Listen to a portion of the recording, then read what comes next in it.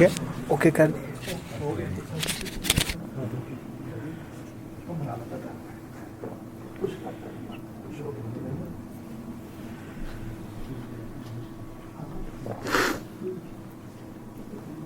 السلام علیکم ورحمۃ اللہ وبرکاتہ. الحمد للہ رب العالمین والصلاة والسلام علی اشرف الانبیاء والمرسلین وعلى آلہ واصحابہ اجمعین. اما بعد فاعوذ باللہ من الشیطان الرجیم. بسم اللہ الرحمن الرحیم. حرمت علیکم المیتۃ والدم ولحم الخنزیر وما أهل لغیر اللہ به والمنخنقة والموقوذة والمتردية والنطيحة وما أكل السبع إلا ما ذكيتم. وقال رسول الله صلى الله عليه وسلم إن الله طيب لا يقبل إلا طيبا. إن الله أمر المؤمنين بما أمر به المرسلين. وقال يا أيها الرسل كلوا من الطيبات واعملوا صالحا. وقال تعالى يا أيها الذين آمنوا كلوا من طيبات ما رزقناكم. ثم ذكر رجل يطيل السفر أشعث أغبر يمد يديه إلى السماء يا رب يا رب. فمطعمه حرام ومشربه حرام وملبسه حرام فغذي بالحرام فأنى يستجاب لذلك أو كما قال عليه الصلاة والسلام. رواه مسلم. صدق الله العظيم وصدق رسوله النبي الكريم ونحن على ذلك من الشاهدين والشاكرين والحمد لله رب العالمين. سبحانك لا علم لنا إلا ما علمتنا إنك أنت العليم الحكيم. رب اشرح لي صدري ويسر لي أمري واحلل عقدة من لساني يفقهوا قولي. رب زدني علما. محترم بزرگوں اور عزیز دوستوں، اللہ کا بہت احسان ہے، کرم ہے ہم سب کے اوپر کہ اللہ پاک نے ہمیں انسان بنایا، اشرف المخلوقات بنایا. اللہ پاک ہمیں کسی بھی صورت میں پیدا کر سکتے تھے، جنگل کے جانوروں کی صورت میں، سمندر کی مچھلیوں کی صورت میں، زمین پر رینگنے والے جو ہے کیڑوں کی صورت میں، ہوا میں اڑنے والے پرندوں کی صورت میں، لیکن بغیر مانگے، بغیر درخواست کے اللہ پاک نے ہمیں بہترین صورت عطا کی. اور اپنی مخلوق میں سے جو سب سے جو ہے عقل مند اور سب سے بہترین اور سب سے خوبصورت مخلوق ہے انسان، اس کی صورت میں اللہ پاک نے ہمیں بنایا. اس پہ جتنا اللہ پاک کا شکر ادا کیا جائے کم ہے. مزید احسان اللہ پاک نے میرے آپ پہ ہم سب کے اوپر فرمایا کہ ہمیں ماں کی گود میں ایک کلمہ نصیب کیا، لا الہ الا اللہ محمد رسول اللہ. کتنے ایسے لوگ ہیں جن ہر منٹ کے اندر سینکڑوں لوگوں کا اس دنیا سے انتقال ہوتا ہے، منتقل ہوتے ہیں آخرت کی طرف. اگر بغیر اللہ کو مانے ہوئے، اللہ کی وحدانیت کا اقرار کیے بغیر اور آپ صلی اللہ علیہ وسلم کی رسالت کا اقرار کیے بغیر وہ اس دنیا سے جاتے ہیں تو ہمارا عقیدہ یہ ہے کہ وہ ہمیشہ ہمیشہ کے نقصان کی طرف جاتے ہیں، ہمیشہ ہمیشہ کے لیے جہنم میں ان کے لیے جلنا ہے. اور جو ہے ہر منٹ کے اندر سینکڑوں بچے اس دنیا کے اندر پیدا ہوتے ہیں. حدیث میں آتا ہے کہ ہر نو مولود جو ہے وہ فطرت پر پیدا ہوتا ہے، فطرت یعنی اسلام پر، لیکن اس کے والدین اس کو یہودی یا عیسائی یا مجوسی بنا دیتے ہیں. اب اکثریت بچے جو ہے وہ 75% کم و بیش 70% غیر مسلم گھروں کے اندر پیدا ہوتے ہیں. جب بڑے ہوتے ہیں تو وہ غیر مسلم بنتے ہیں. اللہ جانتا ہے کہ اس نعمت کے بغیر، دین اسلام کی نعمت کے بغیر کتنا عرصہ وہ اس دنیا کے اندر رہیں گے.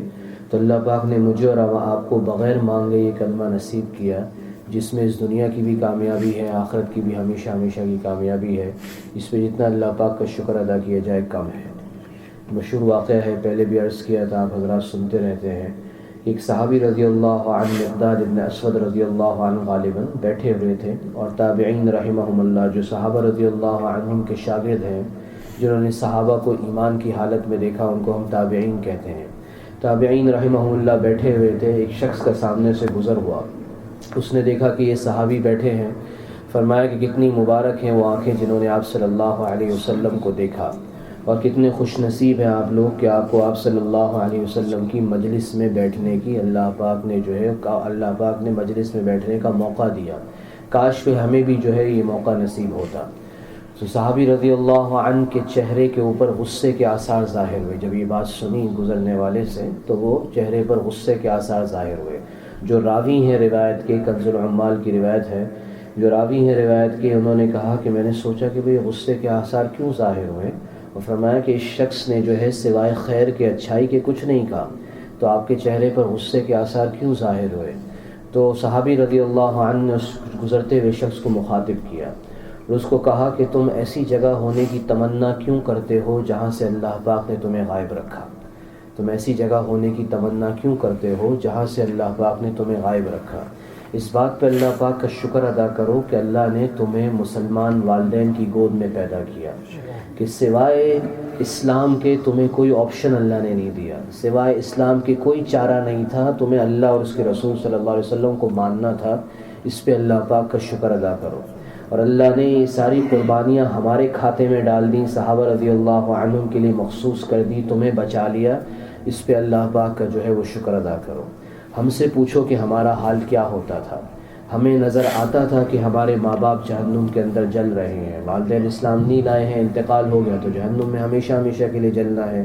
ہمیں نظر آتا تھا کہ ہمارے خون کے رشتے، ہمارے بھائی بہن جو ہے کل جہنم کے اندر جلیں گے۔ ہماری راتوں کی نیندیں جو ہے وہ اڑ جاتی تھیں، بے چینی والی دونوں رات کے اندر ہماری کیفیت ہوتی تھی۔ اللہ نے ہمارے دل کے تو تالے کھول دیے لیکن ان کو ہدایت نہیں ملی۔ اب سوچو کہ ہماری اندر کیا کیفیت ہوتی ہوگی۔ اس کڑن کو، اس کیفیت کو ہم نے برداشت کیا، اللہ نے تمہیں اس تکلیف سے بچا لیا۔ تو ذکر کرنے کا مقصد یہ ہے کہ مجھے اور آپ کو، خصوصاً جس ماحول کے اندر ہم لوگ رہتے ہیں، بعض دفعہ احساس نہیں ہوتا۔ شیطان ہم سب کے ساتھ ہے، دنیا میں ہمیں رہنا ہے۔ بعض دفعہ شیطان یہ خیالات دل میں ڈالتا ہے کہ پتہ نہیں ہم سے ہی ہیں یہ دوسرے لوگ ٹھیک ہیں، اتنی مشکل زندگی گزارنا، اتنے مسائل ہیں، ادھر دیکھنا ادھر نہیں دیکھنا، اس کو کھانا یہ نہیں کھانا، ادھر چلنا ادھر نہیں چلنا، تو پتہ نہیں یہ ٹھیک ہے یا ہم ٹھیک ہیں۔ تو ایسی چیزوں سے پھر ہمیں ہمت ملتی ہے کہ اللہ پاک نے اتنا بڑا احسان کیا کہ ہمیں ماں کی گود میں ایک کلمہ نصیب کیا۔ مزید احسان اللہ پاک کا میرے اور آپ کے اوپر یہ ہے کہ اللہ پاک نے ہمیں آپ صلی اللہ علیہ وسلم کی امت میں پیدا فرمایا۔ یہ امت سب سے آخری میں اس دنیا کے اندر آئی ہے لیکن سب سے پہلے جنت میں داخل ہوگی جو ہے۔ اور اللہ پاک اگر ہمیں مسلمان ہی بناتے، لیکن موسیٰ علیہ السلام یا عیسیٰ علیہ السلام یا داؤد علیہ السلام کسی بھی پچھلی امت میں بھیجتے، وہ رتبہ اور وہ مقام جو اللہ پاک نے آپ صلی اللہ علیہ وسلم کی امت میں ہونے کی وجہ سے ہمیں دیا ہے، وہ رتبہ ہمیں کہیں کبھی بھی نصیب نہیں ہوتا۔ تو جتنا اس پہ اللہ پاک کا شکر ادا کیا جائے کم ہے۔ تو اس سے مزید پھر آگے چلتے ہوئے جو حدیث آپ کے سامنے پڑھی، جو آیت پڑھی سورہ مائدہ کی، حلال حرام سے اس کا تعلق ہے کہ کیا کھانے کی اجازت ہے اور کیا کھانے کی اجازت نہیں ہے۔ جو حدیث آپ کے سامنے پڑھی اس کا تعلق بھی اسی سے ہے۔ حدیث کا ترجمہ پہلے کرتے ہیں پھر آگے چلتے ہیں۔ آپ صلی اللہ علیہ وسلم نے فرمایا، جس کا مفہوم ہے، مسلم شریف کی روایت ہے، امام ترمذی رحمہ اللہ نے بھی اس کو ذکر کیا ہے کہ ان اللہ طیب، کم و بیش اردو میں مفہوم ہے اللہ پاک پاک ہیں، لا يقبل الا طیبا، اللہ پاک سوائے پاک چیزوں کے کسی چیز کو قبول نہیں کرتے۔ جو مال ناپاک ہے، جو چیز ناپاک ہے، جو عمل ناپاک ہے، اللہ پاک اس کو قبول نہیں کرتے۔ مال کیسے ناپاک ہو گیا؟ حرام اس کے اندر شامل ہو گیا۔ عمل کیسے ناپاک ہو گیا؟ دکھلاوا اس کے اندر شامل ہو گیا۔ اللہ کو دکھانے کے لیے نہیں، کسی اور کے لیے ہم نے کر لیا تو اس میں ناپاکی کا شائبہ آ گیا۔ تو اللہ پاک پاک ہیں اور پاک چیزوں کو قبول کرتے ہیں۔ پھر اللہ آپ صلی اللہ علیہ وسلم نے فرمایا کہ اللہ پاک نے ایمان والوں کو اسی چیز کا حکم دیا، بما امر بہ المرسلین، کہ جس چیز کا اپنے انبیاء علیہ السلام کو حکم دیا۔ اللہ نے اس امت کے ایمان والوں کو یا تمام ایمان والوں کو اسی چیز کا حکم دیا جو اللہ پاک نے انبیاء علیہ السلام کو حکم دیا۔ انبیاء علیہ السلام کو کیا حکم دیا؟ آپ صلی اللہ علیہ وسلم نے سورہ مومنین کی آیت تلاوت فرمائی، یا ایھا الرسل کلوا من الطیبات واعملوا صالحا۔ کم و بیش مفہوم ہے کہ اے رسول اور اے انبیاء علیہ السلام اور اے ان کی امتوں، کلوا من الطیبات، تم پاک اور نفیس چیزوں میں سے کھاؤ، وَاعْمَلُوا صَالِحًا، اور نیک اعمال کرو۔ تو یہ ایمان والوں کو بھی خطاب ہے، پچھلے تمام انبیاء علیہ السلام کو بھی خطاب ہے۔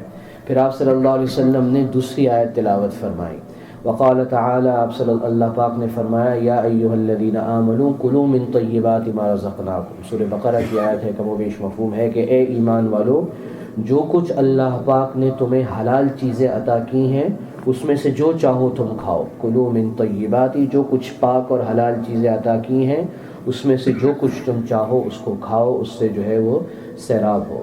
تو تو یہ 2 آیتیں تلاوت فرمائیں. پھر ایک آدمی کا ذکر کیا کہ رجل یطیل السفر، ایک آدمی ہے بہت لمبے لمبے سفر کرتا ہے.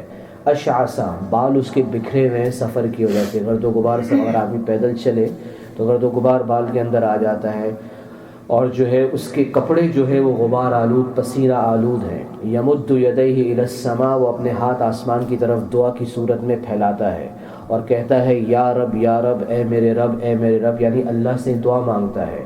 فمشربہ حرام فمطعمہ حرام، اس کا کھانا بھی حرام ہے. ومشربہ حرام، اس کا پینا بھی حرام ہے. وملبسہ حرام، اس کے کپڑے بھی جو ہے وہ حرام جو ہے کمائی سے پہ لیے گئے ہیں. فغذی بالحرام، اس کے جسم کی نشو و نما بھی حرام سے ہوئی ہے. فأنا یستجاب لذلک، تو اللہ پاک کیسے اس کی دعا کو قبول کریں گے. یہ کم و بیش حدیث کا مفہوم ہے. تو جس سے پہلی موٹی بات ہمیں کیا سمجھ میں آئی کہ اللہ پاک پاک ہیں اور پاک چیزوں کو قبول کرتے ہیں. اور آدمی جو ہے پاک چیزیں کب کرے گا، اس کے جسم سے پاک اعمال کب نکلیں گے، جب اس کے اندر پاک غذا جائے گی، جب اس کے اندر حلال غذا جائے گی، جب اس کے اندر طیب غذا جائے گی. وہ چیز جس کو کھانے کی شریعت نے اجازت دی ہے وہ اس کے اندر جائے گی تو پھر نیک اعمال نکلیں گے. اللہ پاک نے کیا حکم دیا رسولوں کو، جو آیت آپ کے سامنے ابھی پڑھی، کلوا من الطیبات واعملوا صالحا، کہ پاک چیزوں میں سے کھاؤ. پہلے نیک عمل کرنے کا نہیں کہا، پہلے کہا کہ پاک چیزوں میں سے کھاؤ، پھر دوسرے درجے پہ کہا کہ نیک عمل کرو. تو گویا کہ مفہوم مفسرین فرماتے ہیں یہ ہے کہ جو حلال کھائے گا تو پھر پاک اعمال جو ہے اللہ کو راضی کرنے والے اعمال اس کے جسم سے نکلیں گے. جس کا کھانا ہی حلال نہیں ہوگا تو کیسے اللہ کو راضی کرنے والے اعمال جو ہے اس کے جسم سے جو ہے وہ نکلیں گے. تو حدیث کے پہلے حصے کا اور آیتوں کا جو ہے یہ مفہوم ہے. پھر آگے اس بات کی اہمیت کو اجاگر کیا کہ حلال کھانے کی کتنی اہمیت ہے، اور حلال کھانے کی وجہ سے، حلال نہ کھانے کی وجہ سے انسان کے اعمال پر کیا اثر آتا ہے. ایک ہوتی ہیں، اس کو تھوڑا سا یہیں رکتے ہیں، تھوڑا دوسری سمت سے آپ اس بات کو سمجھیں. شریعت کے جتنے احکامات ہیں اس کو علماء نے 5 شعبوں میں تقسیم کیا ہے. جتنے بھی شریعت کے احکامات ہیں وہ 5 شعبوں کے اندر آتے ہیں. یا تو اس کا تعلق عقائد سے ہے، انسان کے عقیدے سے، کہ اللہ پاک کے بارے میں ہمارا کیا عقیدہ ہو، آپ صلی اللہ علیہ وسلم کے بارے میں کیا عقیدہ ہو.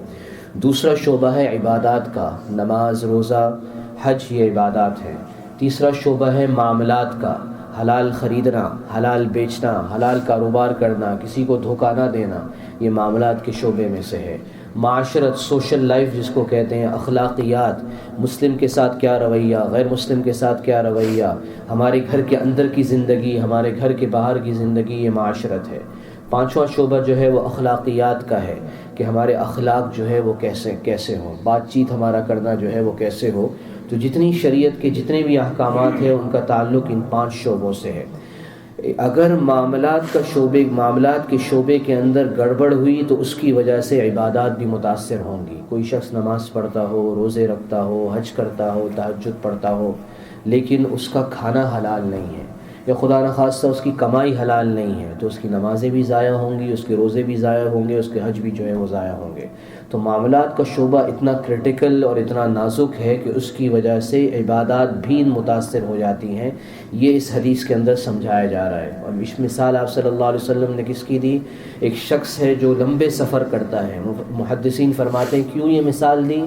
کیونکہ دوسری حدیث میں آپ صلی اللہ علیہ وسلم نے فرمایا، جس کا مفہوم ہے کہ 3 آدمیوں کی دعا کبھی رد نہیں کی جاتی، ہمیشہ ان کی دعا قبول ہوتی ہے. ایک مسافر کی دعا، ایک باپ کی دعا اپنے بچوں کے لیے، اور ایک مظلوم کی دعا اگرچہ وہ کافر ہو، اگرچہ وہ اللہ کو ماننے والا نہ ہو.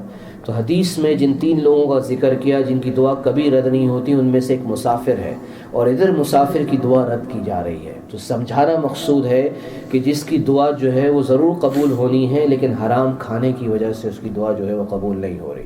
بال بکھرے ہوئے ہیں اور سفر کی حالت کے اندر ہے، پسینہ اور دھول کے اندر کپڑے لدے ہوئے ہیں، اور جو ہے وہ ہاتھ اللہ کے سامنے اٹھا رہا ہے اور رو رہا ہے یا رب یا رب، لیکن اس کا کھانا حرام ہے، اس کا پینا حرام ہے، اس کے کپڑے حرام کے ہیں، اس کے جسم کی نشو و نما حرام سے ہوئی ہے. تو آپ صلی اللہ علیہ وسلم نے فرمایا جس کا مفہوم ہے کہ اس کی دعا کیسے قبول ہوگی.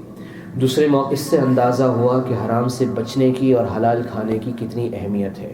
بخاری کی روایت ہے، آپ صلی اللہ علیہ وسلم نے فرمایا من صلی صلاتنا واستقبل قبلتنا، جو ہماری جیسی نماز پڑھے اور جو ہمارے قبلے کی طرف رخ کرے اور جو ہمارے ذبیحے کو کھائے تو وہ مسلمان ہے، اللہ اور اس کے رسول صلی اللہ علیہ وسلم کے ذمے کے اندر ہے وہ شخص۔ جو ہماری طرح نماز پڑھے، جو ہمارے قبلے کی طرف رخ کرے اور جو ہے ہمارے ذبیحے کو کھائے وہ مسلمان ہے۔ تو گویا کہ مسلمانوں کے شعار اور علامات میں سے یہ بات بتائی گئی ہے کہ وہ شخص جو ہے حلال ذبیحے کو کھائے۔ اس سے اس کی اہمیت کا اندازہ ہوتا ہے۔ ایک دفعہ سعد بن ابی وقاص رضی اللہ عنہ بیٹھے ہوئے تھے، ابن عباس رضی اللہ عنہ کی روایت ہے، مفسرین ابن کثیر رحمہ اللہ نے اس کو ذکر کیا اپنی تفسیر میں۔ تو یہ آیت کی آپ صلی اللہ علیہ وسلم کے سامنے تلاوت ہوئی، یا ایھا الناس کلوا من طیبات یا ایھا الناس کلوا مما فی الارض حلالا طیبا، کم و بیش مفہوم ہے کہ اے لوگوں، اے آدم کی اولاد، جو کچھ اللہ پاک نے زمین کے اندر رکھا ہے اس میں سے حلال اور پاک چیزوں کو جو استعمال کرو، حلال اور پاک چیزوں کو کھاؤ۔ تو سعد بن ابی وقاص رضی اللہ عنہ کھڑے ہوئے اور آپ صلی اللہ علیہ وسلم سے فرمایا، اللہ کے رسول صلی اللہ علیہ وسلم آپ دعا کیجئے کہ اللہ پاک مجھے مستجاب الدعوات بنا دے، اللہ پاک مجھے مستجاب الدعوات بنا دے۔ مستجاب الدعوات کہتے ہیں کہ ایسا شخص کہ جو بھی وہ دعا کرے اللہ پاک اس کو قبول کر لے۔ تو آپ صلی اللہ علیہ وسلم نے جواب دیا، ہم جواب پہ غور کریں۔ آپ صلی اللہ علیہ وسلم نے فرمایا، کم و بیش مفہوم ہے، اے سعد تم اپنے کھانے کو پاک کر لو، اپنے کھانے کو حلال کر لو، پاک چیزیں کھاؤ، اللہ پاک سے جو دعا مانگو گے اللہ پاک قبول کریں گے۔ اور پھر فرمایا کہ اس ذات کی قسم جس کے قبضے میں محمد صلی اللہ علیہ وسلم کی جان ہے، جس کے پیٹ کے اندر حرام کا ایک لقمہ بھی چلا گیا 40 دن تک اللہ پاک اس کے اعمال کو قبول نہیں کریں گے۔ جس کے پیٹ کے اندر ایک لقمہ بھی حرام کا چلا گیا اللہ پاک 40 دن تک اس کے اعمال کو قبول نہیں کریں گے۔ بخاری شریف کی روایت ہے، زید بن ارقم رضی اللہ عنہ راوی ہیں کہ ابو بکر رضی اللہ عنہ کے غلام تھے، اور وہ ابو بکر رضی اللہ عنہ کو کاروبار کرتے تھے اور تھوڑا سا کمائی کا حصہ دیتے تھے روزانہ۔ اس کمائی میں سے ابو بکر رضی اللہ عنہ کھانا بھی کھاتے تھے۔ تو ایک دفعہ ایز یوزول عادت کے مطابق وہ کمائی لائے اور کھانا ابو بکر رضی اللہ عنہ نے اس سے کھانا شروع کر دیا۔ انہوں نے پوچھا کہ اے ابو بکر رضی اللہ عنہ کو پتہ ہے یہ میں نے کہاں سے کمایا؟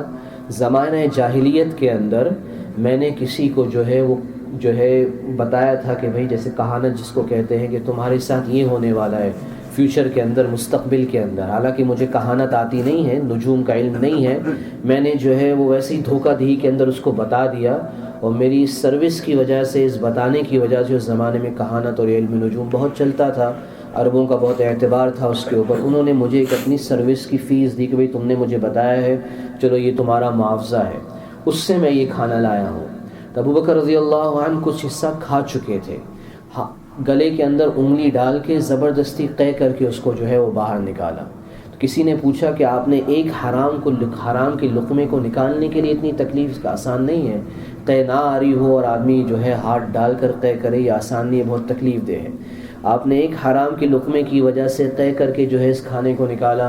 تو ابو بکر رضی اللہ عنہ نے فرمایا کہ اگر مجھے اس کی وجہ سے ہلاک بھی ہونا پڑتا تب بھی میں ہلاک ہو جاتا، لیکن اس لقمے کو ضرور باہر نکالتا، کیونکہ میں نے آپ صلی اللہ علیہ وسلم سے سنا ہے جس کا مفہوم ہے کہ جس جسم کی غذا اور نشو و نما حرام سے ہوئی ہو اس کا ٹھکانہ جہنم ہے۔ تو اس سے مزید مجھے اور آپ کو پتہ چلا کہ حرام سے بچنے کی اور حلال کھانے کی کتنی اہمیت ہے شریعت کے اندر۔ اسی طریقے سے ایک یہ بخاری شریف کی روایت ہو گئی، دوسری سعد بن ابی وقاص رضی اللہ عنہ کی روایت آپ کے سامنے ذکر کی۔ طبرانی کی روایت ہے، آپ صلی اللہ علیہ وسلم نے فرمایا جس کا مفہوم ہے کہ ایک شخص کو قیامت کے دن یا کچھ اشخاص کو، کچھ لوگوں کو قیامت کے دن لایا جائے گا اور ان کے اعمال تہامہ پہاڑ کے برابر ہوں گے۔ پہاڑوں میں سے ایک پہاڑ ہے، بڑا پہاڑ ہے، تہامہ پہاڑوں کے برابر ہوں گے، لیکن اللہ پاک ان کے اعمال کو کالعدم قرار دے دیں گے۔ آدمی بہت سارے کریڈٹس لے کر یا بہت ساری چیزیں لے کر کہیں جاتا ہے، اس کے سارے ڈاکیومنٹس نل اینڈ وائڈ قرار دے دیے جاتے ہیں، بھائی کل عدم ہے، کوئی قبول نہیں ہے، جاؤ۔ تو اللہ پاک انسٹنٹلی اسی وقت سارے کے سارے اعمال کو کل عدم قرار دے دیں گے۔ صحابہ رضی اللہ عنہم نے پریشان ہو کے پوچھا کہ بھائی کیوں، یہ کون لوگ ہیں؟ فرمایا یہ نماز بھی پڑھتے ہیں، روزہ بھی رکھتے ہیں، حج بھی کرتے ہیں، زکوٰۃ بھی دیتے ہیں، لیکن ساتھ ساتھ حرام بھی کھاتے ہیں۔ تو اللہ پاک نے ان کے سارے اعمال کو وہ ضائع کر دیا۔ تو احادیث کی روشنی میں ہمیں پتہ چلتا ہے کہ حرام سے بچنے کی اور حلال کھانے کی کتنی اہمیت ہے۔ یوسف بن اسباط رحمۃ اللہ علیہ ایک مشہور بزرگ ہیں، امام ذہبی رحمہ اللہ نے الکبائر کے اندر اس روایت کو ذکر کیا ہے کہ وہ فرماتے ہیں کہ جب کوئی نوجوان دین کی طرف آتا ہے نمازوں میں لگتا ہے تو شیطان اپنے اسسٹنٹس کو، اپنے کاریگروں کو کہتا ہے کہ اس کی کمائی کی طرف دیکھو، اس کی کمائی کیسی ہے۔ وہ بتاتے ہیں کہ اس کی کمائی حرام ہے، تو شیطان کہتا ہے کہ پھر مجھے محنت کرنے کی کوئی ضرورت نہیں، اس کے سارے کے سارے اعمال جو ہے وہ خود بخود ضائع ہو جائیں گے، کیونکہ اس کی کمائی جو ہے، اس کا کھانا جو ہے، دو چیزیں ہیں، ایک ہے ہمارا کمانا اور ایک ہے ہمارا کھانا، یہ دو الگ الگ چیزیں ہیں۔ کمائی اگر حلال ہو لیکن کھانا حرام ہو تب بھی مسئلہ ہے، کمائی جو ہے وہ حرام ہو، کھانا حلال ہو تب بھی مسئلہ ہے۔ تو اگر اس کے پیٹ میں حرام غذا کسی بھی ان دو صورتوں میں سے ایک صورت سے جا رہی ہے تو شیطان کو اطمینان ہو جاتا ہے کہ مجھے محنت کرنے کی ضرورت نہیں ہے۔ ابن عباس رضی اللہ عنہ جو مشہور مفسر ہیں، اس امت کے امام ہیں، فرماتے ہیں کہ جو شخص جو ہے جس کے پیٹ میں حرام جاتا ہے اس کی نمازیں قبول نہیں ہوتیں جب تک کہ وہ اللہ پاک سے جو ہے وہ توبہ نہ کر لے۔ عبداللہ بن مبارک رحمۃ اللہ علیہ مشہور محدث ہیں، امام بخاری رحمہ اللہ کے استاد ہیں، اور امام ابو حنیفہ رحمہ اللہ کے ہم عصر بھی ہیں، کولیگ بھی ہیں اور شاگرد بھی ہیں۔ امام بخاری رحمۃ اللہ علیہ نے جب 10 یا 11 سال کی عمر میں حدیث حفظ کرنا شروع کی تو سب سے پہلی جو حدیث کی کتاب یاد کی وہ عبداللہ بن مبارک رحمۃ اللہ علیہ کی کتاب تھی، کتاب الزہد والرقائق، مارکیٹ میں موجود ہے، ملتی ہے، ترجمہ بھی اس کا ہو گیا ہے۔ اتنے بڑے درجے کے بزرگ ہیں، وہ فرماتے ہیں کہ ایک مشکوک، مشتبہ، حرام بھی نہیں، پتہ نہیں ہے، مثال کے طور پہ ہم جاتے ہیں بسکٹ مارکیٹ سے لینے ہیں، چوئنگم لینی ہے، کینڈی لینی ہے، بچے کہہ رہے ہیں یہ چیز چاہیے، ہم اس کے انگریڈینٹس پڑھتے ہیں۔ اب انگریڈینٹس میں ہمیں مونو یا ڈائی گلیسرائڈز یا کوئی بھی ایسی چیز نظر آتی ہے کہ جس کے بارے میں ہمیں شک ہو جاتا ہے، آیا یہ پلانٹ سورس سے آیا ہے یا اینیمل سورس سے آیا ہے، حیوانات سے آیا ہے یا نباتات سے آیا ہے، ہمیں پتہ نہیں ہے، وہ مجمل سی چیز ہے۔ تب ذہن یہ سوال کرتا ہے کہ لے لوں کہ نہ لے لوں۔ بعض لوگ کہتے ہیں کہ بھائی کچھ نہیں لکھا ہوا، بس ٹھیک ہے، کہاں لکھا ہوا ہے حرام ہے، لیکن اس میں بھی ہمیں بچنا ہے۔ شک ہو گیا، مشکوک ہے، مشتبہ ہے، ہمیں پتہ نہیں ہے، شریعت اس سے بھی بچنے کا حکم دیتی ہے۔ تو عبداللہ بن مبارک رحمۃ اللہ علیہ فرماتے ہیں کہ ایک مشتبہ لقمہ، اس سے میں اپنے آپ کو بچا لوں، یہ مجھے زیادہ پسند ہے اس بات سے کہ 1,00,000 درہم اللہ کے راستے میں صدقہ کروں۔ ایک مشتبہ لقمہ، اس سے اپنے آپ کو میں بچا لوں، یہ عمل میرے نزدیک زیادہ بڑا ہے اس سے کہ 1,00,000 درہم اللہ کے راستے کے اندر صدقہ کروں۔ 1,00,000 روپے، 1,00,000 ڈالر بہت بڑی بات ہے، لیکن اس سے زیادہ بہتر ہے کہ مشتبہ لقمے سے اپنے آپ کو بچا لوں، ایسا نہ ہو کوئی وہ حرام ہو۔ تو مخصوص ذکر کرنے کا آپ حضرات کے سامنے میرے اور آپ کے لیے یاد دہانی کہ ہمیں یہ سمجھ میں آ جائے کہ روزمرہ کی زندگی میں حلال کھانے کی، حلال کمانے کی اور حرام سے بچنے کی شریعت میں کتنی اہمیت ہے۔ جب یہ بات ہمیں سمجھ میں آ گئی کہ حرام غذا جو ہے وہ اہم ہے، ضروری ہے، غذا اندر حلال غذا جو ہے وہ ضروری ہے، حلال غذا جسم کے اندر جائے گی تو پھر اعمال اللہ کو راضی کرنے والے نکلیں گے۔ تو اب دوسرے سٹیپ کے اندر سمجھنا یہ ہے کہ حلال کیا ہے، کن چیزوں کو شریعت نے حلال کیا ہے۔ جہاں تک یہ پھل فروٹ کا تعلق ہے، اس میں ہر چیز حلال ہے، میووں کا تعلق ہے، اناج کا تعلق ہے، اس میں جو ہے شریعت کا اصول سوائے اس کے کچھ نہیں ہے کہ کوئی بھی ایسی چیز جس سے نشہ پیدا ہو اس کی اجازت نہیں ہے، اس کے علاوہ ہر چیز کی جو ہے اجازت ہے۔ جہاں تک نباتات کا تعلق ہے، جہاں تک حیوانات کا تعلق ہے، تو اصول شریعت کا یہ ہے کہ گوشت کے اندر اصل حرمت ہے، گوشت کے اندر اصل حرام ہونا ہے۔ کیوں حرام ہونا اصل ہے؟ کیونکہ جس طرح انسان میں اللہ نے روح رکھی ہے، انسان میں ادراک رکھا ہے، انسان میں حس رکھی ہے، انسان میں سونگنے کی، بولنے کی، سمجھنے کی طاقت رکھی ہے، اللہ نے حیوانات کے اندر بھی ادراک رکھا ہے، روح رکھی ہے، حس رکھی ہے، سوچنے کی اور سمجھنے کی، کسی درجے میں سمجھنے کی، دیکھنے کی اور سونگنے کی اللہ پاک نے استعداد ان کے اندر بھی رکھی ہے۔ تو عقل کا تقاضا تو یہ ہے کہ اکراماً ان کا گوشت بھی جو ہے ہمارے لیے حلال نہ ہو۔ یہ علماء نے یہ بات کتابوں کے اندر لکھی ہے، لیکن اللہ نے انسان پر رحم کرتے ہوئے اور انسان کو چونکہ اشرف المخلوقات بنایا ہے اور پوری دنیا کی مخلوق کو اس کا خادم بنایا ہے، اللہ پاک نے اس وجہ سے حیوانات کو جو ہے انسان کے لیے حلال کر دیا۔ جن حیوانات کو حلال کیا ہے شریعت، جن کی اجازت دیتی ہے، ان کو ہم کھائیں گے۔ کیسے کھائیں گے؟ جبکہ حلال طریقے سے ان کو ذبح کیا گیا ہو۔ تو گویا کہ گوشت کے اندر اصل حرمت ہے، اصل حرام ہونا ہے، سوائے ان گوشت کے، ان جانوروں کے جن کو شریعت نے جائز قرار دیا ہے، حلال قرار دیا ہے، بشرطے کہ حلال طریقے سے ان کو جو ہے وہ ذبح کیا جائے، تو اس صورت سے جو ہے وہ حلال ہوگا۔ کافی آیات قرآن کے اندر ہیں. جو ابتدا میں آیت پڑھی سورہ مائدہ کی 3 آیت ہے. اللہ پاک فرماتے حرمت علیکم المیتہ، کم و بیش مفہوم ہے اللہ پاک نے حرام کر دیا تمہارے اوپر مردار جانور کو. مرغی ہے، گائے ہے، بکرا ہے، مردار ہو گیا، حلال جانور تھا لیکن اب ہمارے لیے حرام ہے. والدم، خون کو تمہارے لیے جو ہے حرام قرار دیا. ولحم الخنزیر، خنزیر کے گوشت کو اللہ پاک نے تمہارے لیے حرام قرار دیا. 3 چیزیں ہو گئیں. حرمت علیکم المیتۃ والدم ولحم الخنزیر وما اہل لغیر اللہ بھی. ہر اس جانور کو حرام قرار دیا جو اگرچہ حلال جانور ہو لیکن جو ہے اس کو اللہ کے نام لیے بغیر ذبح کیا گیا ہو یا غیر اللہ کے نام کے اوپر ذبح کیا گیا ہو، اللہ پاک نے اس کو حرام قرار دے دیا. 4 چیزیں ہو گئیں. والمنخنقہ، وہ جانور جس کو گلا گھونٹ کر جو ہے مار دیا گیا ہو اگرچہ وہ حلال ہو، اس کو بھی شریعت نے حرام قرار دیا. والموقوذہ، جس کو چوٹ لگنے سے جو ہے موت آ گئی ہو، اس کو بھی شریعت نے حرام قرار دیا. والمتردیہ، جو اونچائی سے گر کر جو ہے وہ مر گیا ہو، اس کو بھی شریعت نے جو ہے حرام قرار دیا. والنطیحہ، جس کو ٹکر لگنے کی وجہ سے، ٹھوکر لگنے کی وجہ سے جو ہے انتقال ہو جائے، مر جائے وہ جانور، اگرچہ حلال ہو، شریعت نے اس کو بھی حرام قرار دیا. وما اکل السبع، کتا ہو گیا یا کوئی بھی چیر پھاڑنے والا شکار کا جانور ہو گیا، اس کو جانور نے کھانا شروع کر دیا، اس کو بھی شریعت نے حرام قرار دیا. الا ما زکیتم، مگر جس کو کہ تم نے ذبح کر لیا. یہ شکار کے اصول تھوڑے الگ ہیں، اس کو آج ذکر کرنا مقصود نہیں ہے. وہ تفصیل علماء سے ہم پوچھ سکتے ہیں. بسم اللہ کر کے تیر کو چھوڑنا یا بسم اللہ کر کے جانور کو چھوڑنا، اگر جانور مار دے تو کیا حکم ہے، زخمی کر کے لے آئے تو کیا حکم ہے، اس میں آج جانا مقصود نہیں ہے.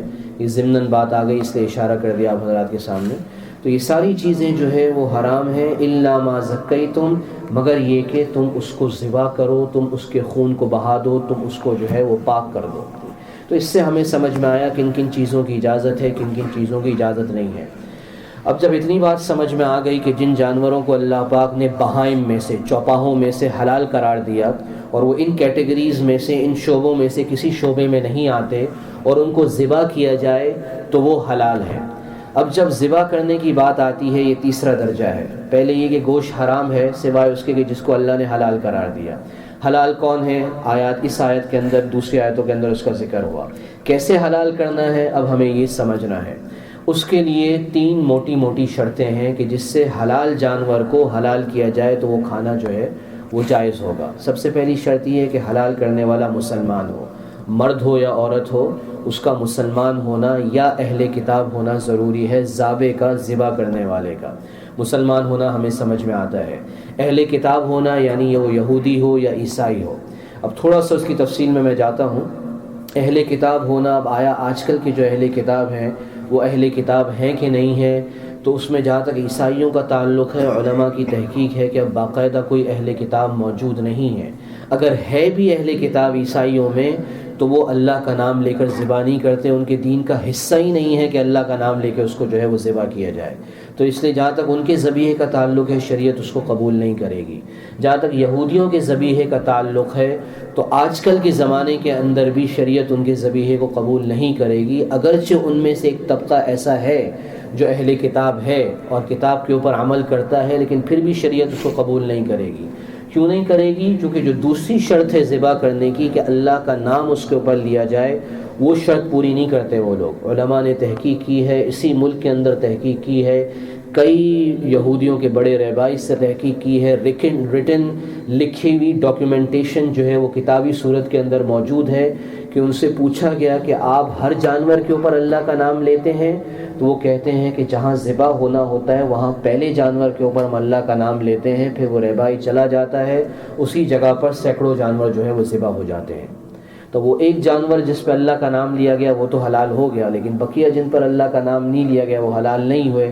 اب وہ جب پہلے کے ساتھ مل گئے تو ہمیں کیسے پتہ چلے گا کہ کون سا حلال ہے کون سا حلال نہیں ہے؟ اس لیے عمومی طور پہ ان کے ذبیحے کو بھی جو ہے آج کل کے زمانے میں علماء نہیں کہتے کہ یہ حلال ذبیحہ ہے ان حقائق کی روشنی میں. اور تھوڑا سا ہم یہ بھی سمجھ لیں کہ اہل کتاب کس کو کہتے ہیں. آج کل اکثر لوگ اس ملک والے خود اس بات کا اعتراف کرتے ہیں کہ ہمارے ووٹرز کے ووٹنگ کی رجسٹریشن کے اندر لوگ کہتے ہیں کہ ہم عیسائی ہیں، ورنہ اکثر جو ہے وہ دہریے ہیں، اکثر ایتھیسٹ ہیں. ان سے پوچھا جائے کہ بھائی مریم علیہ السلام کون تھی، ان کو پتہ نہیں ہے. جیزس کے بارے میں کہا آپ کا کیا عقیدہ ہے کہ ہمارا تو کوئی دین نہیں ہے. اکثروں کا مزاج یہ ہے, ٹھیک ہے نا. لیکن اس ایک رجسٹریشن سینس کے اعتبار سے وہ کہتے ہیں کہ ہم جو ہے عیسائی ہیں. تو اہل کتاب ہونے کے لیے کم سے کم شرط, مفتی شفیع صاحب رحمۃ اللہ علیہ نے معارف القرآن کے اندر لکھا ہے, کم سے کم شرط یہ ہے کہ وہ اللہ کے وجود کا انکار نہیں کرتے ہوں. اگر وہ اللہ کے وجود کا انکار کرتے ہیں تو وہ دہریے ہو گئے. دوسرا, کسی کتاب کو ماننے کا دعویٰ کرتے ہوں اگرچہ وہ تحریف شدہ کتاب ہو, اگرچہ وہ اصل میں اس کو نہ مانتے ہوں, لیکن دعویٰ کرتے ہوں کہ وہ کتاب کو جو ہے فالو کرتے ہیں, اور وہ کتاب آسمانی کتاب ہو. آسمانی کتاب کون سی ہیں؟ احادیث ہمیں بتاتی ہیں کہ زبور, تورات, انجیل اور قرآن یہ 4 آسمانی کتابیں ہیں. اور ابراہیم علیہ السلام پہ جو صحائف آئے, اور موسیٰ علیہ السلام پہ تورات سے پہلے جو صحیفے آئے, ادریس علیہ السلام پہ جو صحائف آئے, اس کی ہمیں حدیث سے اس کا پتہ چلتا ہے. اب اس کے علاوہ جو کتابیں دنیا کے اندر موجود ہیں اس کو شریعت کتاب نہیں کہے گی, وہ اللہ کی طرف سے کتاب نہیں آئی ہے, وہ جو ہے انسان کی بنائی ہوئی کتاب ہے. تو ایسے مذاہب موجود ہیں دنیا میں جو کہتے ہیں کہ یہ ہماری کتاب ہے, یہ ہماری کتاب ہے, لیکن شریعت ان کو ہم اہل کتاب نہیں کہیں گے. اہل کتاب صرف 2 لوگ ہی ہیں. زبور کا کچھ پتہ نہیں ہے, اس کی کوئی آیا اس کی صورت موجود ہے یا بالکل مسخ ہو گئی ہے.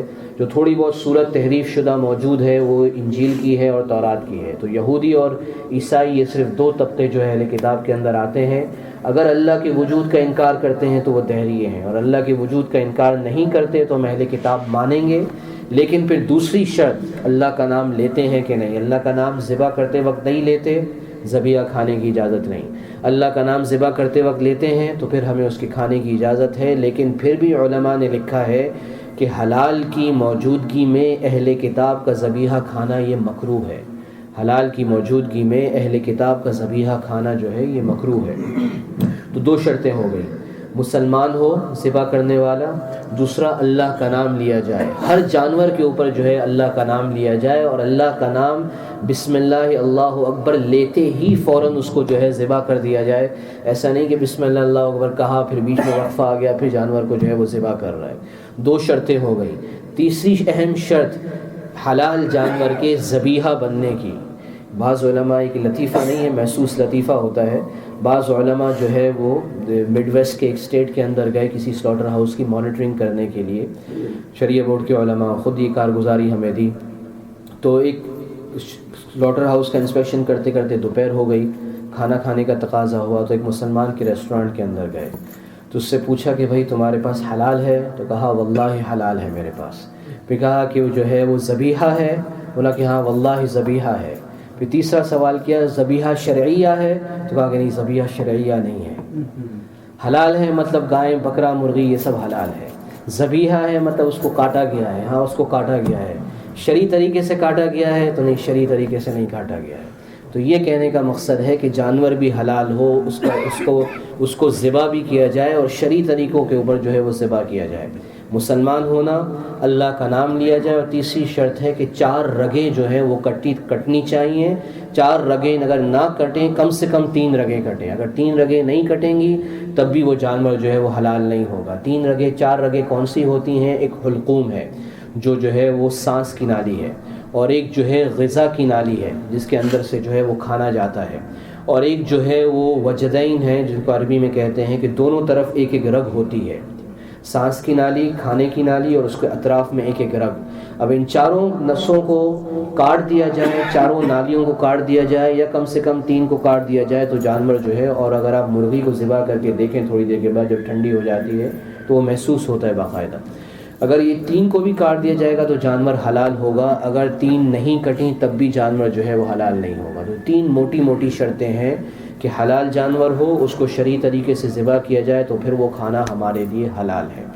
اب یہ بات سمجھ میں آ گئی, حلال کا کھانا, حرام سے بچنا, کھانے کے نہ کھانے, حرام کھانے کے نقصانات کیا ہیں, اب کون سے جانور حلال ہیں, حلال کو کیسے ہم ذبح کریں, کیا شرائط ہے ذبح کرنے کے. اب آگے جو ہے اس ملک کے اندر رہتے ہوئے کیوں ہمارے لیے اہم ہے کہ ہمیں بہت زیادہ تحقیق کرنی چاہیے کہ اس کی سورس کیا ہے, کہاں سے آ رہا ہے, کیسے ذبح ہو رہا ہے, اور جو ہے آیا اس پہ کوئی نظر ہے کسی کی کہ نہیں ہے. اس کے یہ بات آتی ہے، بعض لوگ سوال کرتے ہیں کہ بھائی مسلمان کہہ رہا ہے کہ بھائی یہ حلال ہے تو ہمیں مان لینا چاہیے۔ اگرچہ مسلمان کہہ رہا ہے کہ یہ حلال ہے اور مسئلہ بھی کتابوں کے اندر یہ لکھا ہوا ہے کہ مسلمان کہہ رہا ہے حلال ہے، لیکن ہم یہ بھی تو دیکھیں کہ دھوکہ دہی جو ہے وہ کتنی ہے۔ دو وجوہات علماء نے لکھی ہیں کہ کیوں غیر مسلم ممالک کے اندر، جن ممالک میں ہم رہتے ہیں، اس میں مانیٹرنگ کیوں ضروری ہے، نظر رکھنا ذبیح کے اوپر شروع سے لے کر آخر تک، پروڈکشن سے لے کر جو ہے وہ ڈسٹریبیوشن اور پھر ریٹیل سٹور کے اوپر اس کا بکنا، اس وقت تک ہر چیز کی مانیٹرنگ ہونا کیوں ضروری ہے؟ دو وجوہات سے ضروری ہے۔ یہ عقلی دلیل ہے۔ بعض دفعہ ہمارے ذہن میں یہ سوال آتا ہے کہ بھئی لوگ کہتے ہیں کہ بھئی علماء کی طرف سے مانیٹرنگ ہو، یہ شریعہ بورڈ نے جو یہ محنت شروع کی ہے کہ پوری لائن کی مانیٹرنگ ہوتی ہے، جو میں عرض کروں گا طریقہ کار آخر میں کیا ہے، اس کی کیا ضرورت ہے؟ مسلمان کہہ رہا ہے، اس نے لکھ دیا ہے حلال، ہم نے اس سے پوچھ لیا، باقی اس کے اوپر ہے۔ تو دو وجوہات ہیں عقلی طور پہ اس کی کہ کیوں مانیٹرنگ اس ایسے ممالک میں، مغربی ممالک میں ضروری ہے۔ پہلے تو یہ کہ یہ دیکھنا چاہیے کہ جن ممالک میں ہم رہ رہے ہیں اس میں حلال زیادہ ہے یا حرام زیادہ ہے، حلال زیادہ ہے یا حرام۔ ہمارے ممالک میں حلال ہے، 99% حلال ہے، حرام ہے ہی نہیں، یا مشکل سے 1% کا ہی ہوگا، تو اس میں مانیٹرنگ نہ بھی ہو تو کوئی مسئلہ نہیں ہے۔ اس ملک میں جو ہے حرام زیادہ ہے اور ہم سے زیادہ دوسری قوم والے گوشت کھاتے ہیں، ہم سے زیادہ دوسری قوم والے گوشت کھاتے ہیں، تو جب حرام غالب ہے اور حلال کم ہے تو پھر اس کو دیکھنا، اس پہ نظر رکھنا، اس کی مانیٹرنگ کرنا ضروری ہو جاتی ہے۔ دوسری دلیل یہ ہے کہ جس زمانے کے اندر ہم رہ رہے ہیں، دھوکہ دہی اور جو ہے وہ جھوٹ بولنا زیادہ ہے یا امانت داری اور سچائی زیادہ ہے؟ امانت داری اور سچائی زیادہ ہے یا دھوکہ دہی اور جھوٹ زیادہ ہے؟ تو بالکل دھوکہ دہی اور جھوٹ زیادہ ہے، چاہے وہ ہمارے ممالک ہوں چاہے غیروں کے ممالک ہوں۔ تو جب یہ دو حالات کے اندر سے ہم گزر رہے ہیں تو پھر جو ہے اہل علم کی، چاہے وہ علماء ہوں کہ نہ ہوں، لیکن جن کو اتنی سمجھ ہو کہ کس طریقے سے جانور حلال ہوگا اور کن چیزوں کی کمی کی وجہ سے وہ کھانا حرام ہو جائے گا، ان کو مانیٹرنگ کرنا جو ہے وہ ضروری ہو جاتا ہے۔ اس وجہ سے علماء نے ہم سے پہلے انگلینڈ کے اندر اور ساؤتھ افریقہ کے اندر یہ محنت شروع کی، امریکہ سے بہت پہلے، اور وہ اس معاملے میں ہم سے بہت آگے ہیں، اور ہم ان سے اب جو ہے وہ سیکھ رہے ہیں کہ کیسے جو ہے اس گوشت کی جو ہے وہ تحقیق کی جاتی ہے، کیسے اس کی مانیٹرنگ کی جاتی ہے۔ تو الحمدللہ جب یہ جو ہے مجمع کے اندر جو ہے اویئرنیس پیدا ہوئی، لوگوں کے اندر یہ علم آیا کہ ہمیں حلال کھانا ہے اور حرام سے بچنا ہے اور اس کی تحقیق کی جائے، تو علماء نے جو ہے علماء کی ایک جماعت بنی، بغیر کسی کے لینے دینے کے، بغیر کسی فیس کے چارج کیے ہوئے، اپنے ہی وقت کو، اپنی ہی جان کو، اپنے ہی مال کو لگا کے یہ بات طے ہوئی کہ بھئی اس شہر کے اندر، شکاگو سے یہ محنت شروع ہوئی۔ ویسے تو انفراداً الحمدللہ اپنی اپنی جگہ پہ علماء محنت کر رہے تھے، لیکن اجتماعی صورت کے اندر شریعہ بورڈ شکاگو کے تحت یہ محنت شروع ہوئی آج سے تقریباً 4-5 سال پہلے، کہ بھئی علماء کی ایک جماعت ہوگی اور ہر مسجد میں جا کے یہ اویئرنیس ڈیولپ کی جائے گی، یہ جو ہے بتایا جائے گا کہ حلال کھانا کتنا ضروری ہے اور حرام سے بچنا جو ہے وہ کتنا ضروری ہے، حلال کے کیا فوائد۔ میں آخری میں 1-2 واقعات جو ہے وہ کہ حلال کھانے کے کیا فائدے ہیں انشاءاللہ ذکر کروں گا ختم کرنے سے پہلے۔ حلال کھانے کے کیا فائدے ہیں اور حرام اگر پیٹ میں چلا گیا تو اس کے کیا نقصانات ہیں۔ تو الحمدللہ یہ محنت شروع ہوئی، لوگوں کے اندر جذبہ پیدا ہوا، لوگ اپنے ان دکانداروں کے پاس گئے جن سے گوشت لیتے تھے اور ان کو کہا کہ بھئی تم علماء کی اس جماعت سے مانیٹر کراؤ ورنہ ہم تم سے لینا چھوڑ دیں گے۔ جب ریٹیلرز پہ کنزیومرز کا بوجھ پڑا، پریشر پڑا کہ ہمارے گھاک ٹوٹ رہے ہیں اور یہ ہم سے اب نہیں لیں گے، لائیو پولٹری جا کے کر لیتے ہیں، جہاں سے لائیو گائے بکرے ملتے ہیں وہاں سے کر لیتے ہیں، تو وہ مجبور ہوئے مانیٹر کرانے کے لیے۔ میں مختصر کر کے بتا رہا ہوں، تفصیل جس کو چاہیے انفرادی انشاءاللہ لے سکتے ہیں پھر تفصیل۔ تو اس سے یہ بات پیدا ہوئی، 1 دکاندار، 2 دکاندار، 1 producer, 1 supplier, 2 supplier, 1 manufacturer, 2 manufacturer. الحمدللہ یہ بات آہستہ آہستہ بڑھتی گئی، یہاں تک کہ ریسٹورانٹ والے بھی آنے لگے کہ بھئی لوگ ہمارے پاس کھانے نہیں آتے ہیں کہ آپ نے کہاں سے گوشت دیا ہے۔ الحمدللہ اس وجہ سے نیو یارک کے اندر بھی آج سے 3-4 سال پہلے یہ محنت شروع ہوئی، مساجد میں پروگرام ہوئے، اویئرنیس ڈیولپ ہوئی، تو اس طریقے سے الحمدللہ یہ کام شروع ہوا۔ اب یہاں سے یہ محنت شروع ہوئی۔ محنت کیا ہے، علماء کیا پروسیس سے گزارتے ہیں کہ جس سے پتہ چلتا ہے کہ یہ چیز جو ہے واقعی صحیح ہے۔ سب سے پہلی چیز کہ بھئی جانور کہاں ذبح ہو رہا ہے، جس کو ہم مینوفیکچرر کہہ سکتے ہیں، ذبیحہ خانے کے اندر یا سلاٹر ہاؤس کے اندر۔ اب وہ ذبح ہو کے جب پیک ہو کے اس کو سپلائی کون کر رہا ہے، سپلائی کرنے والا اس سلاٹر ہاؤس سے لے کر کسی دوسرے سلاٹر ہاؤس کا تو نہیں ملا رہا ہے جس کے اندر صحیح طریقے سے جو ہے وہ ذبح نہیں کیا جا رہا. جس سلاٹر ہاؤس کے اندر ذبح ہو رہا ہے مسلمان ذابحین ہیں یا اسپینش یا کوئی اور ذابحین ہے؟ کوئی ہے کہ بھائی مسلمان ذبح کرتے کرتے باتھ روم میں چلا گیا، اب لائن تو نہیں رکے گی مرغی کی، اس کو تو ذبح کرنا ہے. 4-5 ہزار 30 ہزار مرغیوں تک روزانہ جو ہے وہ ذبح ہوتی ہیں. اب وہ 2 آدمی ذبح کر رہے ہیں، ان کو باتھ روم جانے کا بھی تقاضا ہے، ان کو چائے پینے کا بھی تقاضا ہے، کھانے کا بھی ان کا وقفہ ہے. ذرا سا وہ آگے پیچھے ہوں گے، ڈاکٹر تو USDA والا انتظار نہیں کرے گا کہ بھائی لائن کیوں رک گئی ہے. تو یہ ساری اس کے اندر نزاکتیں ہوتی ہیں کہ کون ذبح کر رہا ہے، کتنے گھنٹے لگا رہا ہے. انسانی سکت اتنی ہے کہ 1 منٹ کے اندر وہ ذبح کر سکتا ہے، اتنی سکت ہے کہ 1 منٹ کے اندر اتنے چکنز کے اوپر وہ بسم اللہ پڑھ سکتا ہے. ان ساری چیزوں کو جو ہے وہ غور کیا جاتا ہے. یہ ساری شرائط جو 3 شرطیں آپ کے سامنے عرض کی. پھر جب وہ کٹ جاتی ہیں مرغیاں، ان کو جا کے گرم پانی میں ڈلنے سے پہلے یہ دیکھنا کہ ان کی 3 رگیں کٹی ہیں کہ نہیں کٹی، رینڈملی ان کو چیک کرنا.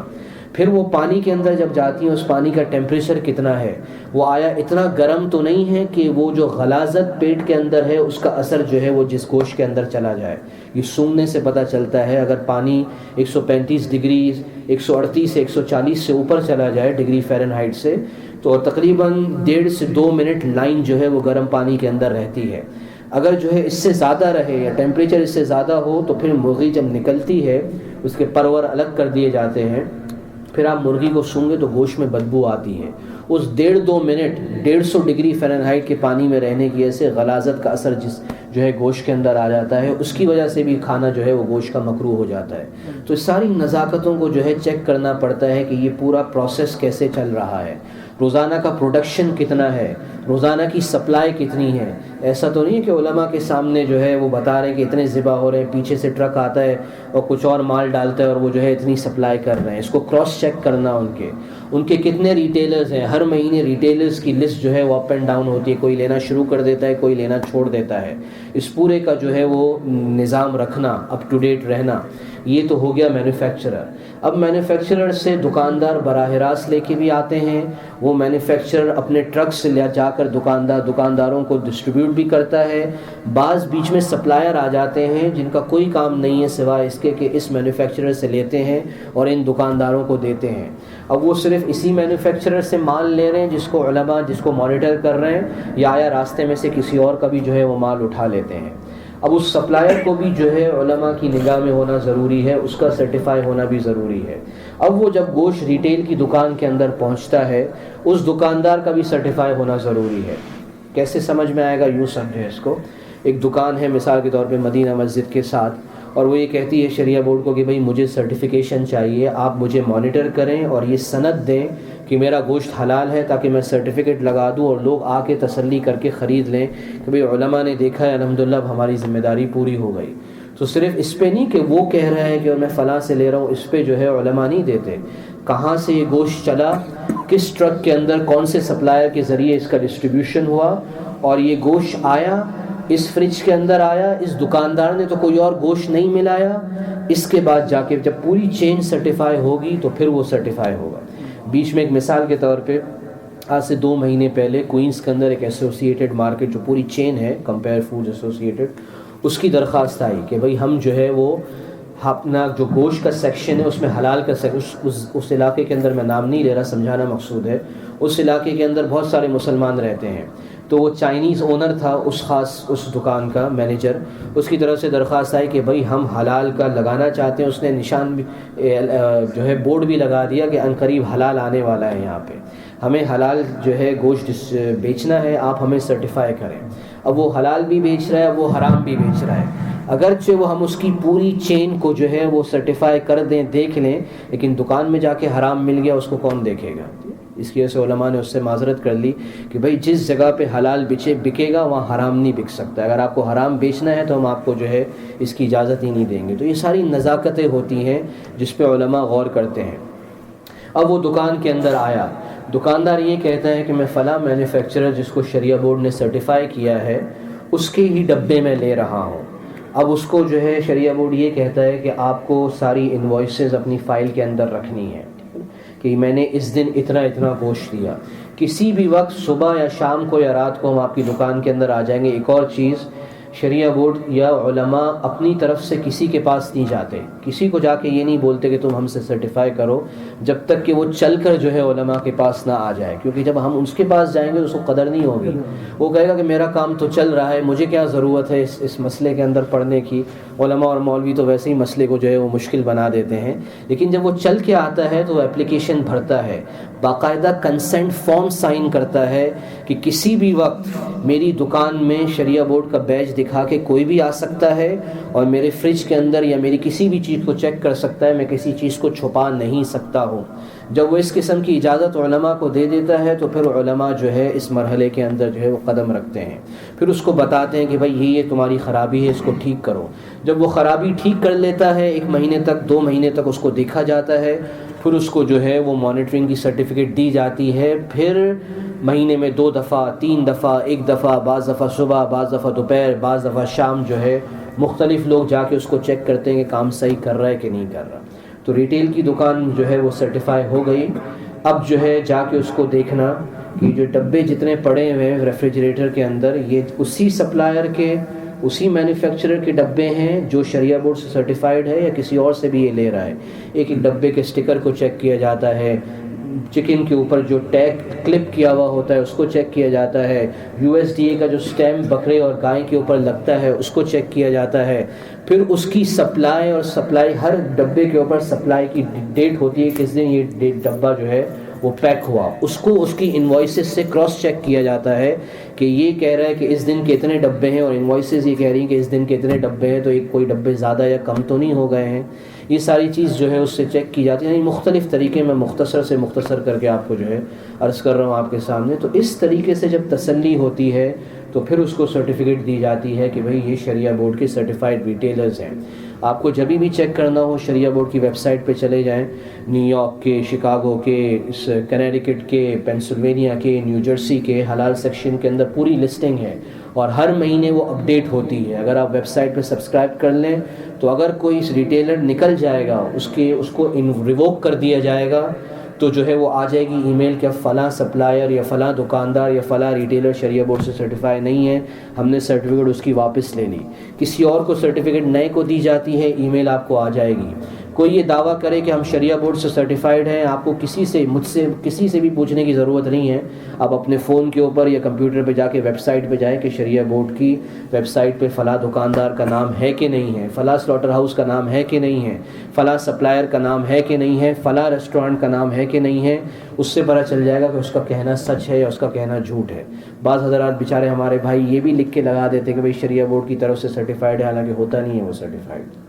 تو یہ کہنے کا مقصد چونکہ یہ موضوع ہے اس لیے میں نے یہ ترتیب ذکر کر دی کہ میری اور آپ کی ذمہ داری ہے کہ ہم یہ غور کریں کہ کیا کھانا ہم کھا رہے ہیں حلال ہے یا حرام ہے۔ اب حلال اس کو کرنے کے لیے ہم سب کی ذمہ داری ہے کہ ہمیں اس کا علم ہو کہ کس طریقے سے حلال ہوتا ہے اور دوسروں کو ہم اس کے اوپر تیار کریں، کیونکہ یہ صرف ہمارا مسئلہ نہیں ہے، پوری امت کا مسئلہ ہے۔ کیفیت یہ ہے کہ جس ریسٹورینٹ میں ہم جائیں ہمارے پاس کیا دلیل ہے کہ اس کا کھانا حلال ہے کہ نہیں ہے۔ جس دکان سے ہم لینے جا رہے ہیں اگر ہمیں پتہ ہی نہیں ہے کہ وہ حلال ہے کہ نہیں ہے تو پھر وہی مشتبہ لقمے والی بات آ جاتی ہے کہ ہم جو ہے شک کے اندر ہے کہ یہ چیز جائز ہے یا یہ چیز جائز نہیں ہے ہمارے لیے۔ حلال کھانے پر اللہ پاک کیا دیں گے، 2 واقعہ ذکر کرتا ہوں پھر انشاءاللہ بس کرتے ہیں۔ امام ابو مشہور واقعہ آپ حضرات نے سنا ہوگا، امام احمد بن حنبل رحمہ اللہ امام شافعی رحمہ اللہ کے شاگرد ہیں، اگرچہ خود بڑے امام ہیں لیکن پڑھا امام شافعی رحمہ اللہ سے ہے۔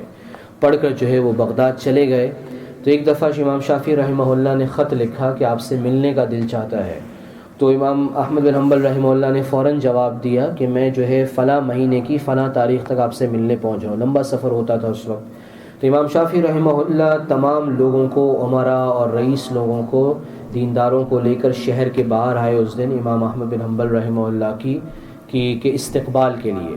احمد بن حنبل رحمہ اللہ آئے، بڑے اعزاز و اکرام سے ان کو شہر میں داخل کیا گیا اور امام شافعی رحمہ اللہ نے گھر کے اندر ان کی دعوت کی۔ امام شافعی رحمہ اللہ کی بیٹیاں تھیں، انہوں نے دسترخوان جو ہے وہ تیار کیا۔ جب کمرے کے اندر داخل ہوئے امام احمد بن حنبل رحمہ اللہ بھی تھے، تمام مہمان تھے، دسترخوان کے اوپر بیٹھ گئے، سب کھانے سے فارغ ہو گئے، لیکن امام احمد بن حنبل رحمہ اللہ دسترخوان پر کھاتے رہے اور جو ہے اس طرح کھاتے رہے جیسے جو ہے جس عام میں صرف سمجھانے کے لیے عرض کرنا، ورنہ ایسے الفاظ ائمہ کی کی شان میں گستاخی ہے کہ ایسے کھانا کہ جیسے بالکل آدمی مدہوش ہو جائے، یہ نہیں دیکھ رہا کہ سامنے والے فارغ ہو گئے کہ نہیں، بس کھا رہا ہے۔ تو لوگوں میں بڑا تعجب ہوا، چہمہ گوئیاں ہوئی کہ نیک لوگ تو جو ہے کم کھانا کھاتے ہیں، جیسے حدیث کے اندر تشریح ہے۔ تو اتنے بڑے امام ہیں، امام شافعی رحمہ اللہ نے جو ہے ان کی اتنی تعریف کی ہے، اور یہ کھائے جا رہے ہیں، سب فارغ ہو گئے، ان کا کھانا ختم نہیں ہوا۔ خیر یہ بات لوگوں نے نوٹ کی، کھانے سے فارغ ہوئے، کمرے میں لے گئے۔ امام شافعی رحمہ اللہ کی بچیوں نے تہجد کا انتظام کر کے رکھا تھا، مسواک رکھی تھی، لوٹے میں پانی رکھا تھا۔ اس زمانے میں عمومی عادت تھی لوگوں کی، اکثر مسلمانوں کا مجمع جو ہے وہ تہجد پڑھتا تھا۔ تو بھئی اتنے بڑے امام ہیں، ضرور تہجد پڑھیں گے تو ان کو باہر آنے کی ضرورت نہ پڑے، اندر تہجد کی تیاری کر لیں۔ امام شافعی رحمہ اللہ نے کمرے میں چھوڑ دیا۔ صبح اٹھے، فجر کے لیے گئے تو بچوں نے آ کر کمرے میں دیکھا کہ وہ پانی استعمال ہوا ہے کہ نہیں ہے۔ رات کو ایک چیز تو نظر آ گئی تھی کہ بھئی بہت کھا لیا، جو ہونا نہیں چاہیے تھا۔ اب ہم دیکھتے ہیں کہ تہجد پڑھی کہ نہیں پڑھی، تو نہ پانی ٹچ ہوا تھا، لوٹا ایسے کہ ایسا تھا، نہ مسواک استعمال کی تھی۔ تو پھر مزید تشویش پیدا ہوئی کہ بھئی یہ کیسے امام ہے، تہجد ہی نہیں پڑھی۔ اگر تہجد پڑھی ہوتی تو وضو تو کرنا پڑتا، وضو کرنا پڑتا تو یہ ساری چیزیں استعمال ہو چکی ہوتی۔ فجر کی نماز سے واپس آئے تو والد صاحب سے عرض کیا کہ بھئی یہ کیسے امام ہے، نہ انہوں نے تہجد پڑھی، نہ انہوں نے جو ہے وہ کم کھایا، اور آپ کہہ رہے تھے کہ اتنے بڑے امام ہیں۔ تو امام شافعی رحمہ اللہ نے ان تحفظات کو امام احمد بن حنبل رحمہ اللہ سے ذکر کیا کہ بھئی لوگ اور میرے گھر والے یہ باتیں کر رہے ہیں، یہ کیا ہے، آیا تمہارے اندر کوئی تبدیلی آ گئی ہے یا کیا ہے؟ تو امام احمد بن حنبل رحمہ اللہ نے فرمایا کہ جب میں آپ کے گھر میں داخل ہوا کمرے کے اندر تو پورا کمرہ جو ہے وہ نور سے بھرا ہوا تھا، ایسا لگ رہا تھا جیسے آسمان سے دسترخوان پہ جو ہے نور کا نزول ہو رہا ہے۔ تو میں نے یہ سوچا کہ یہ اتنا حلال کھانا ہے جس کا یہ نور ہے کہ شاید مجھے زندگی میں ایسا حلال کھانا کبھی نصیب نہ ہو۔ وہی بات طیب جو شروع میں آپ کے سامنے عرض کی تھی، تو اتنا طیب کھانا ہے، اتنا نفیس کھانا ہے کہ شاید مجھے زندگی میں نہ میسر ہو۔ تو میں جتنا کھا سکا میں نے کھا لیا، جتنا میرے پیٹ نے برداشت کیا میں نے وہ کھا لیا کہ یہ نور جو ہے میرے اندر منتقل ہو جائے، یہ حلال کھانے کا نور۔ پھر جب میں کمرے کے اندر گیا، اگرچہ بہت تھکا ہوا تھا، میں لیٹا، نیند کی نیت سے لیٹا، لیکن مجھے نیند نہیں آئی، اور پوری رات قرآن اور حدیث کے اندر میں غور کرتا رہا، اور اس رات کے اندر میں نے 100 مسائل قرآن اور حدیث سے جو ہے مستنبط کیے۔ یہ اس حلال کھانے کی برکت تھی کہ اللہ پاک نے اس سے تھکان کو بھی جو ہے دور کر دیا۔ تو اس میں میرا کوئی وہ نہیں ہے، یہ ساری کھانے کی جو ہے وہ برکت ہے۔ تو جب کھانا حلال ہوگا تو اس کے اثرات ہمیں زندگی کے اندر نظر آئیں گے۔ تاریخ کی کتابوں کے اندر یہ واقعہ ہے، علماء نے بھی اس کو کتابوں میں ذکر کیا ہے کہ بہت عرصے پہلے افغانستان میں کابل کے ایک والی تھے، امیر عبد الرحمن کر کے، ان کے دادا تھے امیر دوست محمد۔ تو امیر دوست محمد جو ہے وہ پورے افغانستان کے بڑے تھے۔ ان کا ایک بیٹا جو ہے، ایک دشمن نے حملہ کیا کسی سمت سے، سو ایک بیٹے کو انہوں نے لشکر کی کمان دی اور اس کو جو ہے وہ مقابلہ کرنے کے لیے بھیجا۔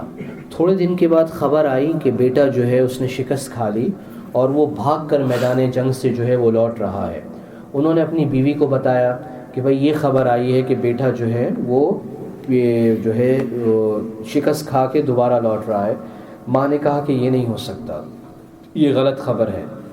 تو شوہر نے کہا کہ تم بند کمرے میں رہ کے جو ہے کیسے یہ کہہ سکتی ہو کہ یہ غلط خبر ہے؟ میری خفیہ جو ہے ادارے جو ہیں یا جو فوج ہے اس نے مجھے یہ اطلاع دی جو میدان سے آئی ہے۔ تھوڑے دنوں کے بعد یہ خبر آئی کہ وہ خبر غلط تھی، وہ کوئی میدان سے بھاگے نہیں ہیں، بلکہ ان کو فتح ہوئی اور فاتحانہ دوبارہ جو ہے وہ لوٹ رہے ہیں اور دشمنوں کو جو ہے سرحد سے باہر نکال دیا ہے۔ تو فوراً اپنی بیوی کے پاس گئے اور کہا کہ جو ہے وہ خبر غلط تھی، تم جو کہہ رہی تھی وہ صحیح تھا، لیکن تم نے کیسے یہ بات کہی کہ یہ خبر جو ہے وہ غلط ہے؟ تو بیوی نے کہا کہ یہ بتانے کی بات نہیں ہے، لیکن آپ پوچھ رہے ہیں تو میں بتا رہی ہوں کہ جب سے جو ہے میں حاملہ ہوئی تھی، یہ بچہ میرے جو ہے پیٹ کے اندر آیا تھا، اس وقت سے میں نے یہ تہیہ کر لیا تھا کہ حرام تو حرام، کوئی مشکوک لقمہ بھی جو ہے میں اپنے منہ کے اندر نہیں ڈالوں گی۔ حرام تو حرام، کوئی مشکوک یعنی پتہ نہیں ہے، کنفیوژن ہے، شک ہے کہ حلال ہے کہ حرام ہے، اس کو بھی غلط سمجھ کر میں جو ہے اپنے منہ کے اندر نہیں ڈالوں گی۔ جب یہ بچہ پیدا ہوا تو اس وقت بھی میں نے جو ہے دودھ پلانے کے زمانے میں یہ تہیہ کیا کہ جب تک میں اس کی نشو و نما کر رہی ہوں کوئی مشتبہ لقمہ جو ہے میں اپنے پیٹ کے اندر نہیں ڈالوں گی، اور جبھی بھی میں اس کو دودھ پلاتی تو وضو کی حالت کے اندر پلاتی اور یاسین شریف کی تلاوت کرتے ہوئے پلاتی۔ وضو کی حالت بغیر وضو کے میں نے کبھی دودھ نہیں پلایا اپنے بچے کو، اور یاسین شریف کی تلاوت کرتے ہوئے جو ہے کرتی دودھ پلاتی، جس کی وجہ سے یہ ہو ہی نہیں سکتا تھا کہ میرا بچہ جو ہے وہ بزدل ہو۔ حلال غذا اس کے پیٹ کے اندر گئی ہے اور اللہ کے ذکر کے ساتھ اس کی نشو و نمان ہوئی ہے، تو اس لیے میں نے کہا کہ یہ خبر جو ہے وہ جھوٹ ہے۔ تو کہنے کا مقصد یہ ہے، واقعات تو بہت سارے آپ حضرات نے بھی سنے ہوں گے، کہنے کا مقصد یہ کہ حلال کھانے کے اثرات جو ہے روزمرہ کی زندگی کے اندر ہمیں جو ہے وہ نظر آئیں گے۔ آج جو ہے کسی کو کہنا مقصود نہیں ہے، لیکن آج ایک عام مسئلہ ہے، چاہے وہ ہمارے ممالک ہو، خصوصاً ان ممالک کے اندر، ہمارے ممالک کے اندر تھوڑا سا کم ہے، والدین یہ شکایت کرتے ہیں کہ بچے ہماری بات نہیں سنتے۔ اب ہم غور کریں کہ ہمارے بچے جب اسکول جاتے ہیں یا باہر جاتے ہیں تو وہ کہاں سے کھانا کھاتے ہیں، کیا چیز پیٹ کے اندر چلی گئی؟ اگر حرام چیز پیٹ کے اندر چلی گئی تو وہ کہاں سے ہماری بات کو سنیں گے؟ جس کو اللہ کا ہی خوف نہ ہو، اپنے والدین کی جو ہے احترام اور اعزاز جو ہے وہ کہاں سے کرے گا؟ تو بعض دفعہ یہ حرام کھانے کی ہی نحوست ہوتی ہے کہ بچوں کی طرف سے جو ہے والدین کی نافرمانی ہوتی ہے۔ تو حلال کھانا جو ہے جیسے عرض کیا تھا، معاملات کا شعبہ اتنا کرٹیکل اور اتنا نازک ہے کہ اگر اس کے اندر ہم سے کمی ہو گئی تو ہماری ساری کی ساری عبادات بھی جو ہے وہ متاثر ہوں گی، اور اگر جو ہے معاملات کا شعبہ ہمارا ٹھیک ہو گیا تو آٹومیٹکلی جو ہے جو ٹوٹی پھوٹی جو ہم عبادات کرتے ہیں وہ ضائع نہیں ہوں گی، وہ قائم ہوں گی۔ اور آخری کے اندر نیو یارک کے اندر تقریباً اس وقت 5-6 دکانیں ہیں جس کو شریعہ بورڈ نے جو ہے وہ سرٹیفائی کیا ہے۔ ویب سائٹ پہ جا کے آپ پوری تفصیل دیکھ سکتے ہیں، بروکلن میں بھی ہے، کوئنز میں بھی ہیں، لانگ آئلینڈ کے اندر بھی ہیں، اسی طریقے سے سپلائرز بھی ہیں چکن کے بھی، کوئنز کے اندر بھی ہیں، نیو جرسی کے اندر بھی ہیں، جن کو سلاٹر ہاؤسز اور مینوفیکچررز جن کو شریعہ بورڈ نے جو ہے وہ سرٹیفائی کیا ہوا ہے۔ لائف پولٹریز بھی ہیں کوئنز کے اندر، بروکلن کے اندر، کہ جس کو شریعہ بورڈ نے سرٹیفائی کیا ہوا ہے۔ تو ہماری کوشش ہو کہ ہم ایسی جگہوں سے لیں جو علماء کی تحقیق کے اندر ہوں، اور اگر وہ جگہیں جہاں سے ہم لے رہے ہیں وہ علماء کی تحقیق کے اندر نہیں ہے تو پیار محبت سے ہم ان کو تیار کریں، ان دکانداروں کو، کہ بھی علماء کا ایک ادارہ ہے جو ایک پائی کی فیس جو ہے وہ چارج نہیں کرتا، اپنے خرچے پر، اپنی گیس، اپنا ٹول، اپنا وقت، اپنی جاب سے چھٹی لے کر علماء جاتے ہیں، سمجھاتے ہیں کہ بھئی یہ طریقہ کار ہے۔ شرط یہ ہے کہ آپ جو ہے پہلے اپلیکیشن فارم بھر کر ان کو بھیج دیں، ابتدا ان لوگوں کی طرف سے ہو۔ ابتدا ہم نہیں کر سکیں گے کسی کو جا کے پکڑنا کہ بھئی آپ کام ٹھیک کرو، اس لیے کہ ہمارے پاس کوئی طاقت نہیں ہے، نہ کسی کو بولنے کی، نہ اصول نافذ کرنے کی اس ملک کے اندر۔ تو اگر وہ تیار ہو جاتے ہیں پیار محبت سے، شریعہ بورڈ کی ویب سائٹ سے جو ہے وہ ان کو یا تو لنک بھیج دیں یا فارمز پرنٹ کر کے دے دیں، وہ جیسے ہی فارم بھر کے بھیجیں گے علماء جو ہے اپنی کارروائی شروع کر دیں گے۔ تو تھوڑی ہماری محنت سے، تھوڑی ہماری فکر سے جتنے لوگ حلال کھانے پر آ گئے ہیں، جب تک وہ حلال چلتا رہے گا، سب کی عبادات کا جو ہے وہ ہمیں ثواب جو ہے وہ بیٹھے بٹھائے ملتا رہے گا۔ تو جو کچھ کہا گیا، سنا گیا، اللہ پاک مجھے اور آپ کو اس کی سمجھ نصیب فرمائے۔ اس میں آتی ہے قرآن پاک میں 4 چیزوں کا ذکر کیا گیا ہے، یہ خون ہے، مردار ہے، خنزیر ہے، تو اللہ کا نام نہیں لیا گیا اور یہ حرام ہے۔ اس کے علاوہ باقی جانور جو ہیں خنزیر کے علاوہ تفصیل تو پھر احادیث کے اندر ہمیں ملتی ہے، اور چیر پھاڑنے والے جانور ظاہر اس کی اجازت نہیں ہے، وہ تفصیل ہے حدیث کے اندر۔ الحمدللہ رب العالمین والصلاة والسلام علی اشرف الانبیاء والمرسلین وعلی آلہ واصحابہ اجمعین۔ ربنا آتنا فی الدنیا حسنۃ وفی الآخرۃ حسنۃ وقنا عذاب النار۔ یا اللہ ہم سب کے صغیرہ کبیرہ گناہوں کو معاف فرما، ہم سب کو قولا، فعلا، صورتا، سیرتا، اخلاقا، خلقا، ہر طریقے سے نبی صلی اللہ علیہ وسلم کی اتباع نصیب فرما۔ یا اللہ مسلمان پورے عالم میں جہاں جہاں آباد ہیں ان کی ایمانوں کی، جانوں کی، مالوں کی، آبروؤں کی، ملکوں کی، حدود کی اپنے فضل و کرم سے حفاظت فرما۔ ہم میں جتنے بیمار ہیں سب کو اپنی روحانی جسمانی بیماریوں سے شفا کاملہ عاجلہ نصیب فرما۔ یا اللہ جتنے بے روزگار ہیں سب کو حلال روزگار مہیا فرما، جتنے قرض دار ہیں سب کے قرضوں غیب سے بندوبست فرما، جتنے پریشان حال ہیں سب کی پریشانیوں کو دور فرما، جس کی جو بھی نیک تمنا ہے اپنے فضل و کرم سے اس کو پورا فرما، جنہوں نے دعاؤں کی درخواست کی یا دعاؤں کے متوقع ہیں اپنے فضل و کرم سے ان کے تمام مسائل کو حل فرما۔ یا اللہ ہمارے رشتہ داروں میں سے، دوست احباب میں سے، والدین میں سے، اساتذہ میں سے جتنے بھی اس دنیا سے چلے گئے سب کی مغفرت فرما۔